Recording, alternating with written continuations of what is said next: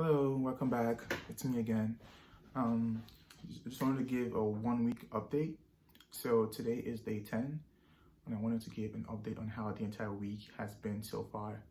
So starting from day 4, I started feeling a little bit of itching in the back of my head, but it also helps that I've been taking some antihistamine, some allergy medicine. Those tend to help with itching.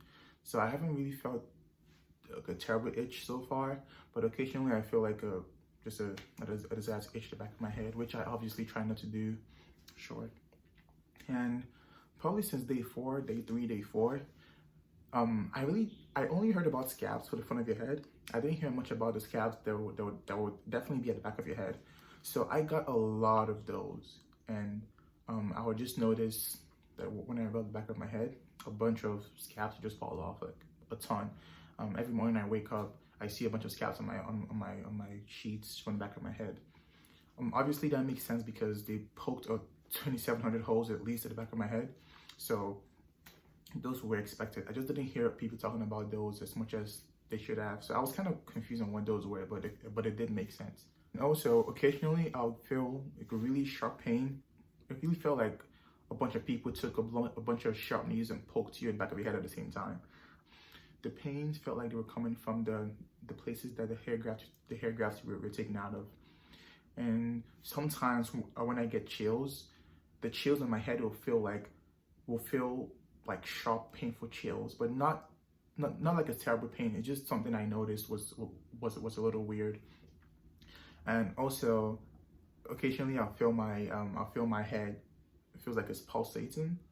It wasn't super comfortable, but it was also pretty bearable.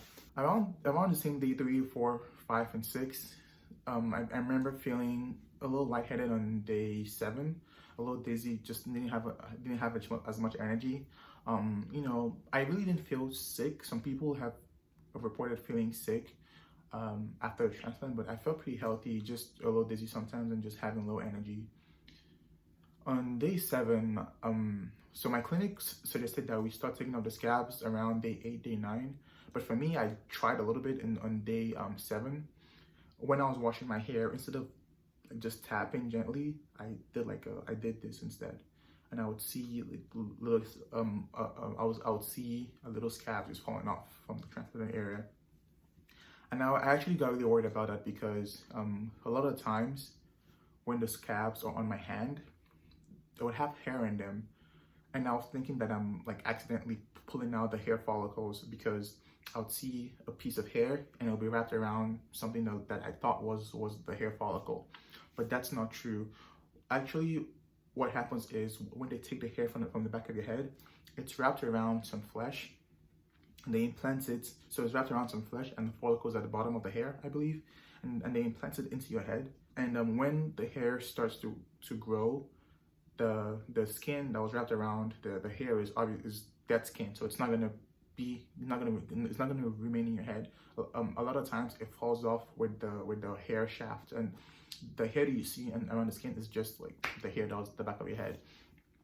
So that kind of put me at ease, made me feel like I wasn't just like pulling out the hair grafts. The follicles are still gonna be in there. There's just no hair on them right now. So that definitely feels like some early signs of shedding. Yeah, so I think I started shedding around day 7, but not much at all. And on day 9, which was yesterday, I took off all the scabs. It was a little scary taking off the scabs because, again, like you kind of have to go in a little bit more force to wash the transplant area to try to wash up the scabs. But yeah, that's what I did. I also have some videos. I also try to show you what the scabs look like. I thought the scabs were just going to be black, but some of it was black, some was white, some had hairs attached to them, some didn't have any hairs attached to them. So it's normal. I reached out to the clinic, and they also told me that it's normal to see hair in the scabs. I'm gonna use the shampoo now. So this is what I did the last time. Like yesterday, I just did like a forward motion. Before I was doing just a tap. But since 7th day, I've been doing this. There's a little bit of scabs on my hand. See the little black thing?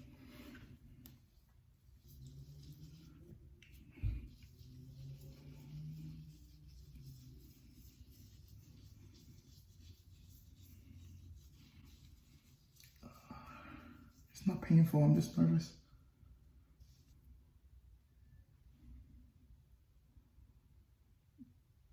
They're black with some white edges. I'm seeing a lot of hair. It's a little scary, but the clinic said it's normal. Yeah, so that's pretty much it. Let me show you what the hair looks like right now. Yeah, it doesn't really doesn't look like much. I almost feel like I'm back to square one, but that's totally fine. It's a little hard to see the hair because my scalp is pretty dark, but they're there for sure. It's pretty freaky seeing the hair just poke out from where I used to have hair before. Like, so it's certainly a good feeling to see the hair starting to poke out. About my donor area, it seems to be healing really well, in my opinion. I find it difficult to even notice the difference from where there was no transplant to where they took out the hair from. It's going in pretty well. I don't know if I'm going to have shock loss, but so far I haven't really noticed any shock loss. Maybe I'll notice those in the coming days. I've also noticed that I'm starting to have some bumps at the back of my head. Not much though, but I just feel some bumps at the back of my head. I also I got I think it's called Bump Patrol.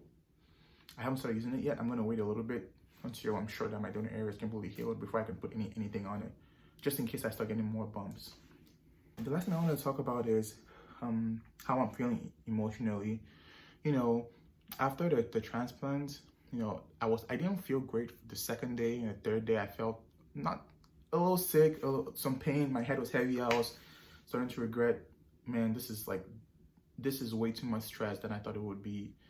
I looked fine before. I didn't really have to get this done. I almost started to regret my decision. But you know, as time went on, the pain wore off, and I started to feel better about my decision. And one thing I feel like is really important is, before the transplant, I was completely okay with what my hair looked like. I didn't hate it. Although it was an insecurity of mine, I wasn't like being myself. I wasn't feeling sad every day about how my hair looked like. I was at peace with my hair. I had good confidence. I loved myself. I'm saying this because I don't think it's a good idea to go for this transplant to fix your self-esteem issues or your self-confidence issues. You should already be self-confident and just see the hair transplant as an additional thing to do to improve your looks or improve your confidence. And I also pretty much realized that, you know, worst case scenario, this hair transplant doesn't work and I'm still gonna be fine with what I look like. If it means I'm gonna go bald, I'll be completely fine with that.